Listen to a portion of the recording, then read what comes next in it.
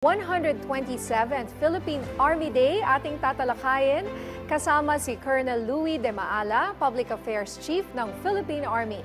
Colonel De Maala, magandang tanghali po at welcome sa Bagong Pilipinas Yes, ngayon. magandang tanghali din sa ating mga tagapanood at kami natutuwa ang Philippine Army dahil dito sa opportunity na makapagbigay kami ng updates sa ating mga kababayan, ano nang nangyayari sa Philippine Army. Yun nga po, marami kami itatanong sa inyo ngayong araw, kabilang na dito yung recruitment, kaya sa mga nakikinig sa atin at may nais mag-join ng Army, makinig lang po kayo at huwag lilipat. No? Una po sa lahat, kumusta po ang Philippine Army ngayon, lalo na po sa pagtupad nitong responsive force provider ng Armed Forces of the Philippines? Yes, ang Philippine Army is nanatiling matatag. Kasalukuyan, unti-unti tayong nagde-develop, nag-upgrade, nag-enhance tayo ng ating mga kagamitan para lalong in any situation makapag-react, makapagbigay ng serbisyo ang Philippine Army.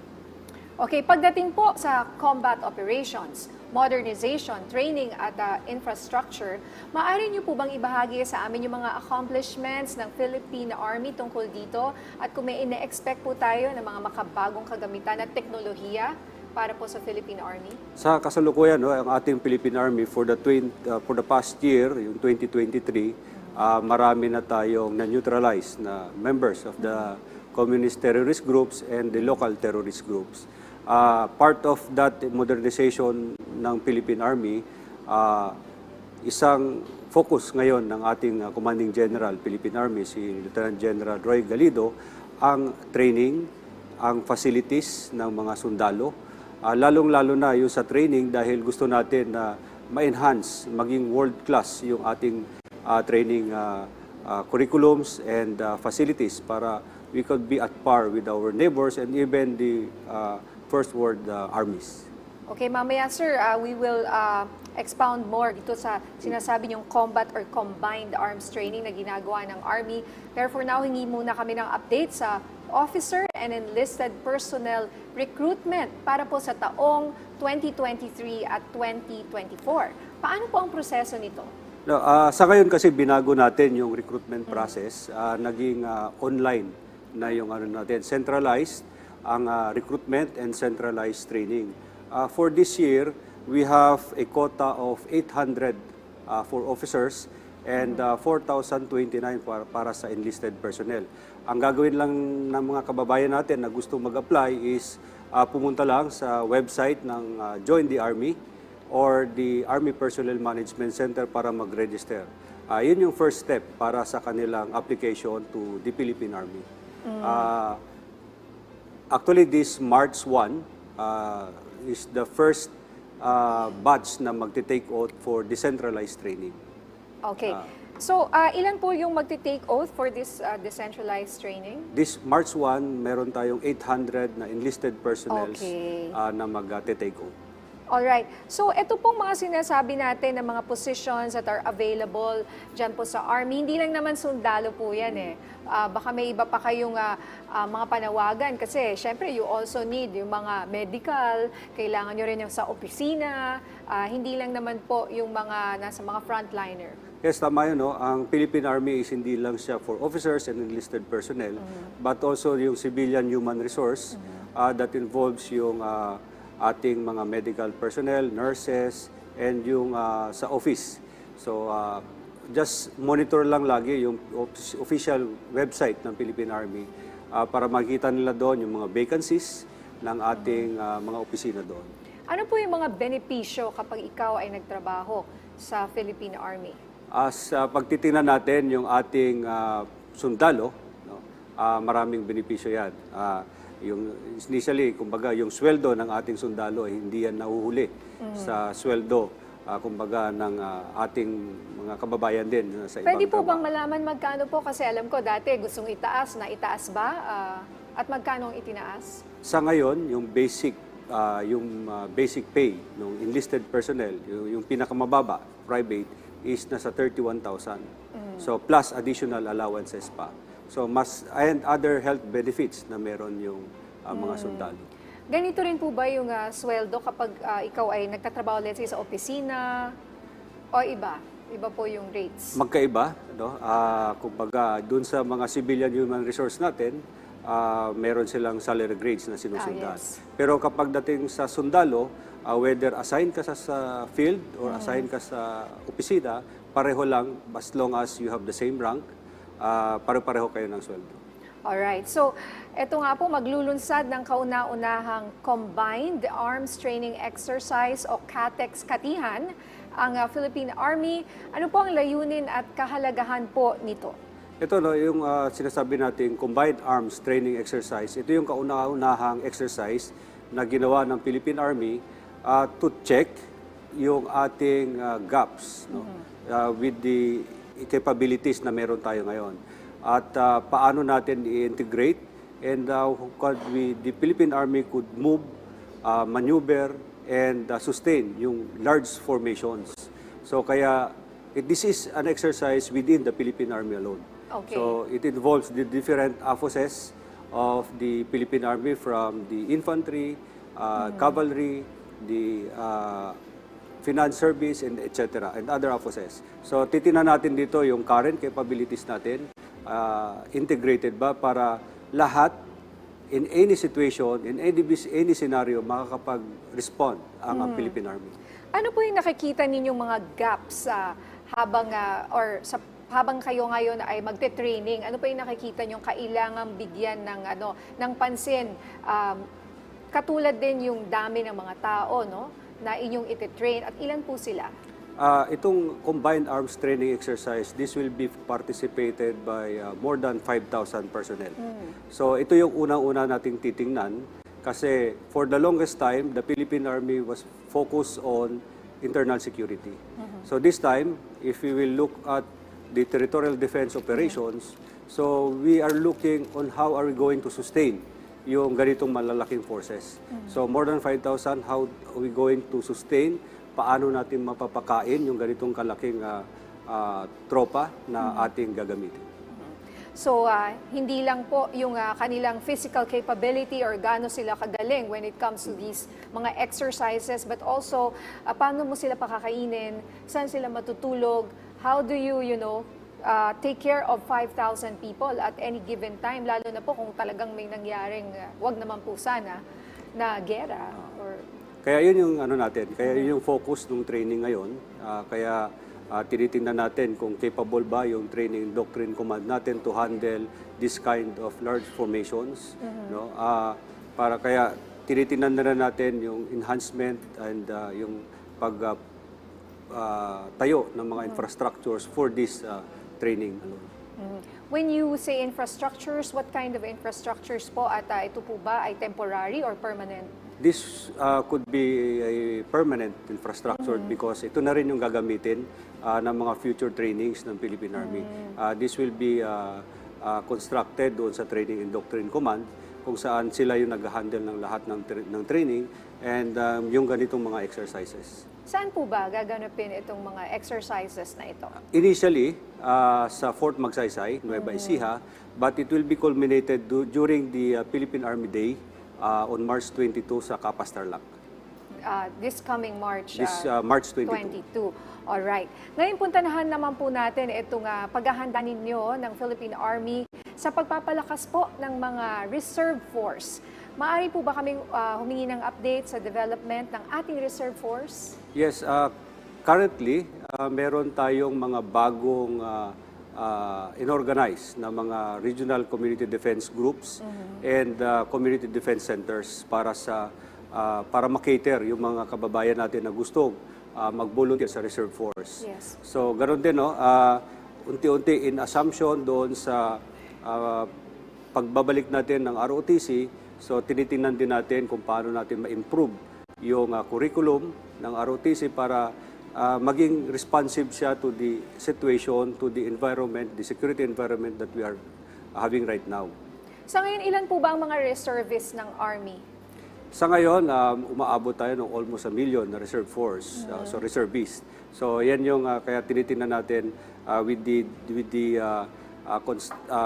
organization of these new RCDGs and CDCs para makater natin itong lahat ng mga reserve force. Ito po ba yung mga sumasali minsan na yung mga celebrities sumasali dyan as reservist? Sino po ba yung sikat na sumali dyan? Kasi di ba si Gerald Anderson sumali pero hindi sa army eh.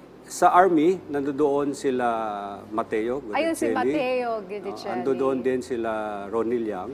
Okay. And sila Dingdong Abansado. Sila yung mga nasa reserve Reservist force. ninyo. Yes. So kung gusto po nilang maging reservist, any ordinary citizen can apply and ano po yung mga requirements? Yes, basta pumunta lang sila doon sa nearest na mga community defense centers. Wala naman tayong limit sa age as long as you can serve the country. You are